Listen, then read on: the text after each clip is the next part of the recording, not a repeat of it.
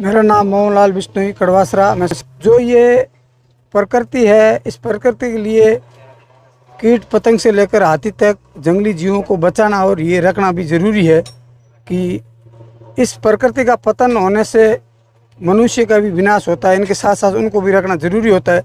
और कई सैकड़ों प्रजाति के वन्य जीव और वन्य पक्षी है और ये चिंकारा हिरण है, इसको राज्य सरकार ने 1981 के अंदर राज्य पशु का दर्जा दिया था, लेकिन उन पर बहुत ही कम फोकस दे रहे हैं। जैसे दर्जा दिया है वैसा नहीं हो रहा है। खेजड़ी का पेड़ है, इस सोलर प्लांट कंपनियों ने बहुत सारे पेड़ भी काट दिए, उनको भी 1983 के अंदर राज्य वृक्ष एक कल्प वृक्ष माना जाता है राजस्थान का, और उनको दर्जा दिया, तो वो धरातल पर नहीं हो रहा है। इसलिए हमारी तो यही मांग है कि जैसे जैसे इस पृथ्वी के ऊपर जो पर्यावरण है, पेड़ पौधे हैं, जंगली जीव है, वो बचेंगे तो अपन भी सुरक्षित रहेंगे। कोरोना काल के अंदर एक ऐसी बहुत ही विडम्बना घटना आई थी और उनसे लोग भयभीत होकर के जगह जगह पेड़ पौधे लगा रहे हैं, लेकिन हम उन पौधों को फोटो के अंदर देखते ही धरातल पर जिंदे नहीं देखते। हमने बाड़मेर जिले की सर्वे की तो 68 नंबर हाईवे है, वो चौटन हाईवे, इन सब हाईवे सड़कों पर ईंटों के पुतले बनाए हुए पड़े और जंगली जीव है। हमने ये 5वां छठा धरना है लीलसर का, तो लीलसर की घटना रविवार को रात्रि में हुई थी और सोमवार को अल सुबह मैंने यहाँ स्थानीय सरपंच से भी बात की थी। मैं सूरत गया हुआ था, वहाँ से कल यहाँ पहुँचा धरना स्थल पर।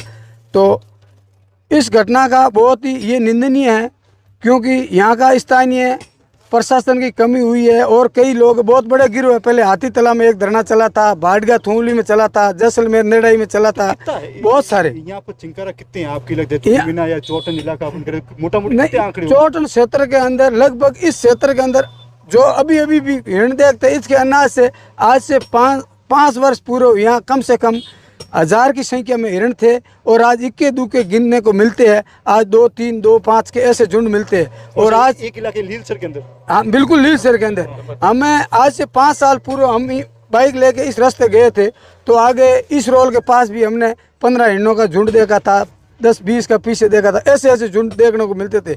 और आज यहाँ अपन विजिट करते हैं तो 1-2 हिरण देखने को मिलते हैं। इसलिए हमें ये लगता है कि इस क्षेत्र में बहुत ये सूना इलाका है, यहाँ बहुत ही बड़ा गिरोह है और होटलों में मांस सप्लाई होता है। तो ये होटलें कौन सी नामचीन होटलें हैं या फिर बाहर भी जाता है? नहीं, उसको तो जो कैसे बता सके, लेकिन ये कैनर एनर्जी वगैरह ये विदेशी कंपनी आई ही नहीं। इस कंपनियों को जहाँ पास होटलें बनी हुई है, उन होटलों में कई मांसाहारी होटलें हैं, लाइसेंस शुद्ध होटलें हैं ना, उस होटलों के अंदर ये अवश्य मांस जाता है।